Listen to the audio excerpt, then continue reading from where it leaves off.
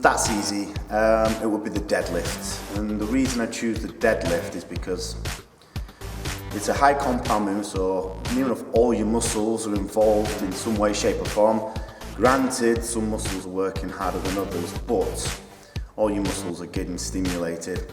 A massive stress on the nervous system, which is a great thing.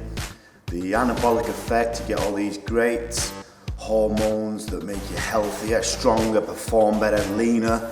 Your growth hormone, your testosterone, and you stimulate your nervous system, as I mentioned. So it pretty much encapsulates everything that you want from a workout in one movement. So yeah, deadlift, easy answer.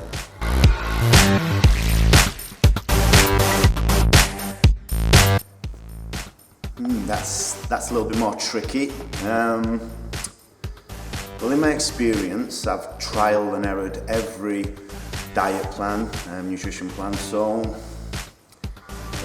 they all get you to a good point, but there is no such thing as a one-size-fits-all diet plan. However, there are diet plans that give you a great foundation, that if you follow this particular diet plan, you can't go far wrong, but then you will need to tinker and tailor around with it, and that would be the ketogenic diet.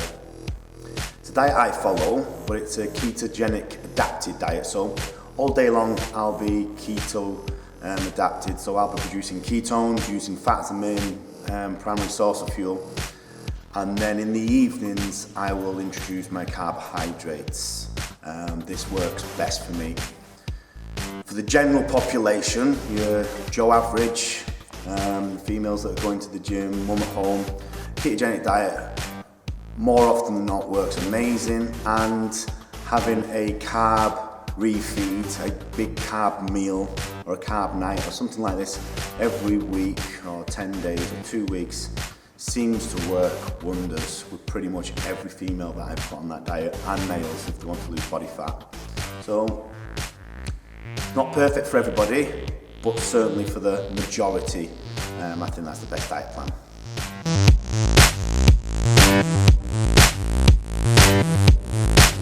Worst advice I've ever heard. Wow, heard some belters in my time. Do you know, I heard this the other day and I thought we were beyond this. I heard a personal trainer still prescribing, is it Alpan or Alpen, a cereal, basically a nutrient void, dead cereal. And cereals are not the way to start the day for anybody, period.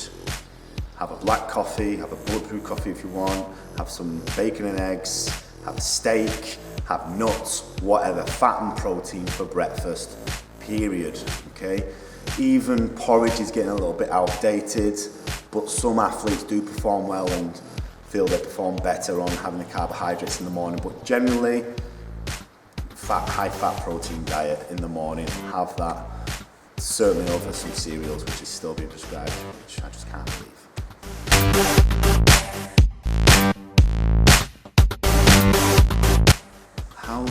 It's a good question. How do you know who the false prophets are? Well, I know what you mean, so I'll give my perception of what a false prophet is. A false prophet is someone who, you know, you're female, typically Instagram girls who look dead skinny, tight waists, taking lots of selfies, doing all that.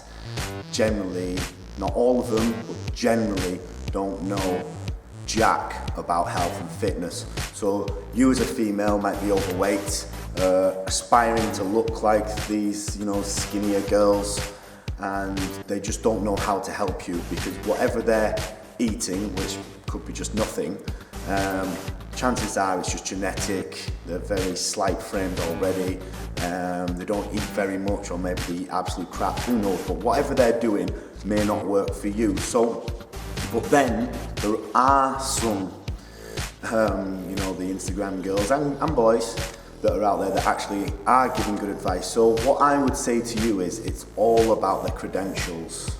So check their credentials. What's their experience? Who have they worked with? Get some client lists. Who have you transformed?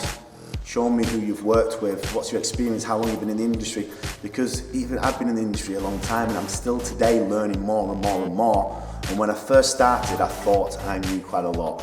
I actually realise now that I knew nothing. So, I'm not saying don't trust anyone who's just starting out, but certainly probe them. Or maybe even do a little bit of research about a particular subject, learn it inside out, so you know it, and challenge them on it. Because if they're good at the job, they'll know what you're talking about or have at least some understanding of what you're talking about. If they don't, chances are you're buying into somebody that is just genetically fortunate and they're about to take the money off you and con you basically, okay? So that's my version of false prophets, and how you catch them out is through knowledge, not through their appearance.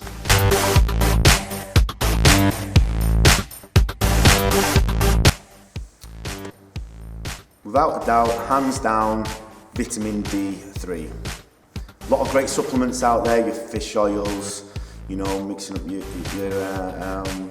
magnesium, zincs and vitamin Bs and all that. They all play a part, they're all great, yada yada yada. But vitamin D3, by a country mile, is by far the best. Especially in this country, in countries where you don't get much sun exposure, you've got to be taking your vitamin D3. It's essential for life, brain health, organ health, your hormones, your mindset. It has such an effect on so many things, and a lot of people's stresses in life and depression and things like this can be cured just by either spending a lot of time in the sun or taking a vitamin D3 supplement.